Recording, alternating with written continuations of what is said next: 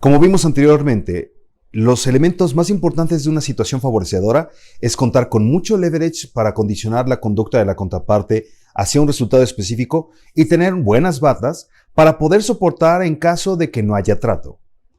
Entre mayores fuentes de poder positivo, negativo o normativo, y entre mayor sea la pluralidad de ofertas de salida que tengamos en caso de que no haya acuerdo, mayor será nuestra posición a la hora de negociar y será mucho más fuerte en caso de negociar contra diferentes perfiles de personas.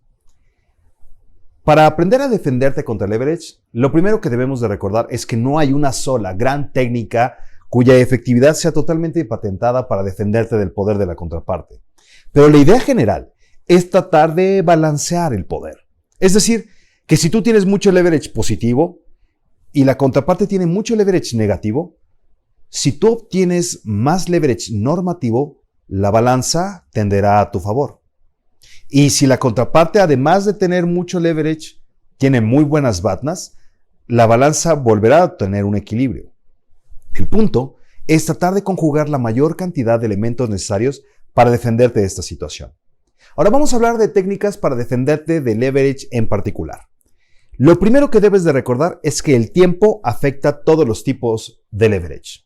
Afecta el leverage positivo porque las cosas caducan, salen del mercado, pierden vigencia, pierden tendencia, ya no son necesarias o porque simplemente han perdido su estación, su temporada, han envejecido o simple y llanamente han entrado en desuso y son obsoletas. El tiempo también mejora el leverage positivo. Hay que tener mucho cuidado de no dejar que el tiempo pase demasiado. En otras ocasiones, el tiempo puede afectar el leverage negativo, haciendo que la contraparte pierda poder o entre en un proceso electoral o venga saliendo de un proceso electoral o simple y llanamente su poder se va desgastando, etc. El tiempo también puede afectar el leverage normativo por comprometer la vigencia de las normas.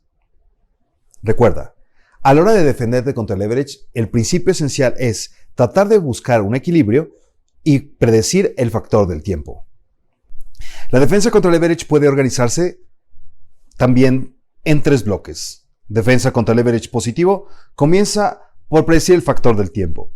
Actuar ya o postergar la actuación podría mejorar o empeorar el valor del producto o del servicio que está en la negociación. La segunda gran estrategia sería desarrollar tus BATNAs, por supuesto. Tener entre mayores oferentes o entre mayores compradores tú puedas conseguir, mayor será tu poder contra los individuos. Otra estrategia muy importante es la competencia entre las diferentes BATNAs. Hacer que tus proveedores o compradores potenciales compitan entre sí. Puede ser a través de una licitación abierta en la cual tú demandas varias ofertas, o puede ser a través de una campaña publicitaria en donde tú aumentes la demanda por mayor expectativa en el mercado. Aumentar y hacer que tus posibles contrapartes compitan entre sí puede mejorar sustancialmente tu situación. Y por último, dentro de las estrategias de defensa contra el leverage positivo está la apariencia de autosuficiencia. Recuerda que hay mucho de psicología en la negociación.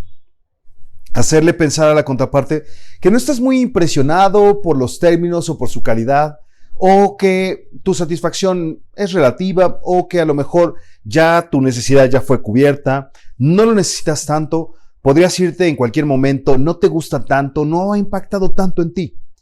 Este efecto psicológico puede hacer que el otro se vea obligado a mejorar la calidad del producto en la medida en la que esté interesado en hacer un acuerdo contigo. Pero al aparentar autosuficiencia, lo que haces es no mostrarle a la otra parte que necesitas demasiado lo que ofrece. En esencia, para defenderte del leverage positivo, es muy importante recordar que el poder del leverage positivo es proporcional a la necesidad por la cosa. Entre menos necesidad se muestre, menos vulnerable se es contra el leverage positivo de la contraparte. Las estrategias para el leverage negativo son muy diversas. Tienen que ver tanto en la situación como en el contacto interpersonal. Por supuesto que el primer elemento es predecir el factor del tiempo. El tiempo podría hacer que la contraparte pierda poder o gane poder. Entre más tiempo avance, nos acercamos a un proceso electoral, esa persona tendrá que refrendar su poder con votos. Las encuestas dicen que es popular o es impopular. El cargo llega a un determinado fin con el paso del tiempo. En fin, el propósito de pensar en la influencia del tiempo sobre el leverage negativo es para restar o para consolidar el poder. Por supuesto que las BATNAs también son una estrategia muy común contra el leverage negativo. Tener mayores ofertas o mayores compradores puede hacer que cambies de balanza y dejar a la otra parte sola con todo y su leverage negativo. Otra cosa que es muy importante recordar es que existe un factor psicológico en los ataques de la contraparte. Existen personas que tienen un estilo muy competitivo al negociar y utilizarán insultos, irritadores, diferentes estrategias psicológicas.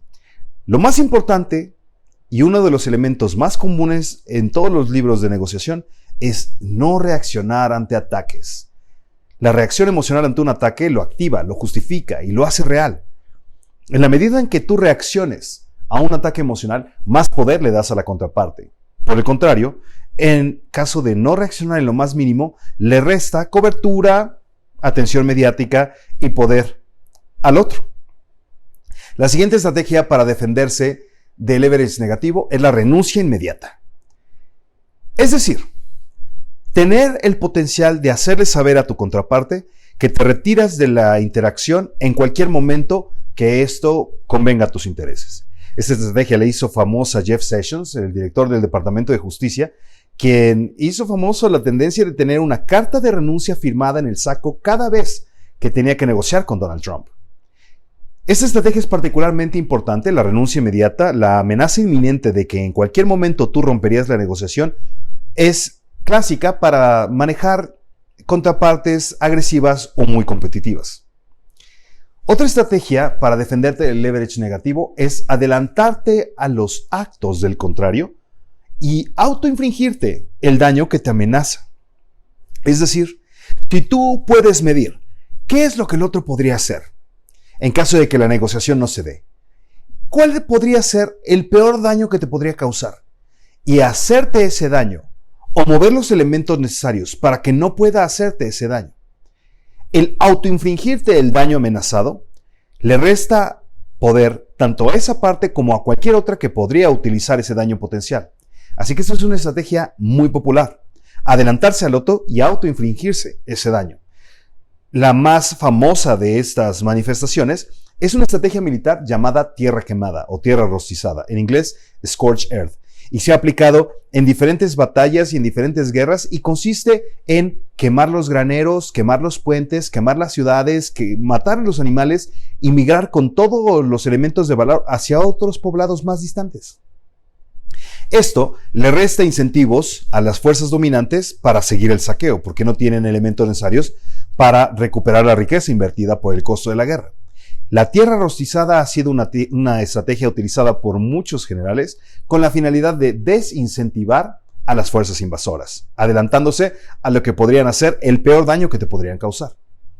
Buscar autoridades con mayor poder para que éstas controlen las estrategias irritadoras de tu contraparte, buscar autoridades de mayor jerarquía para que funcionen como mediadores o árbitros, también es una gran estrategia. Por supuesto, la denuncia pública es la exposición de la contraparte al ojo público para que la presión de la opinión de los demás modifique su conducta o exhiba cuáles son sus estrategias. Es muy común en los libros de negociación encontrar la estrategia de revelarle al otro que tú sabes exactamente lo que está haciendo, desenmascarar su propia técnica y decirle exactamente qué es lo que te quiere hacer. Pero cuando haces eso en público, puede generar no solamente la desarticulación de la estrategia, sino también mayor presión para que éste tenga que resarcir su imagen ante los demás. Y por último, está el salir del radio de influencia de la contraparte o adquirir mayores armas. Esto simple y llanamente consiste en salir del conflicto o entrar al conflicto, pero con mayor posibilidad de generar consecuencias negativas. En esa disyuntiva, vas a tener que tomar una decisión muy importante. Sales del radio, te emigras, te refugias, sales de su radio de influencia, huyes de él por el momento o lo enfrentas con mayor capacidad de destrucción. Utilizar el leverage negativo puede poner en riesgo no solamente el negocio, sino también la relación y tu integridad en su conjunto. Por lo tanto, entrar en duelos de leverage negativo siempre tendrá un precio. Si estás dispuesto a pagar ese precio, úsalo. Pero de preferencia, el leverage negativo y su defensa son el último recurso. Ahora vamos a ver las estrategias para defenderte del leverage normativo. ¿Qué hacer cuando la contraparte tiene reglas, procedimientos o normas que podrían comprometer tu conducta? Una de las principales herramientas, por supuesto, es dejar que el tiempo pase y que las normas pierdan vigencia, que los procedimientos tengan que actualizarse y ya no estén vigentes en una determinada circunscripción. Pero otras estrategias también muy importantes son buscar leyes o normas que tengan mayor jerarquía que la que invoca tu contraparte, o buscar intérpretes, cotizadores o peritos evaluadores que tengan mucha más fuerza o credibilidad en el mercado para recotizar el objeto en un estándar también respetado por la mayoría de las personas, de preferencia con mucho renombre, para mejorar los términos y condiciones de una cotización pobre. El leverage normativo debe su poder al reconocimiento público. Así que asegúrate que cuando contraataques a una persona por leverage normativo, la medida que utilices sea muy reconocida. Defenderte contra el leverage siempre será una estrategia muy compleja. La situación depende de ello. Por eso, no solamente debes de tratar de invocar principios generales como buscar un equilibrio, sino también empezar otros métodos de negociación, como la negociación por interacción, la negociación integrativa, colaborativa, la negociación óptima, y conjugar diferentes elementos que puedan llevarte a dejar de competir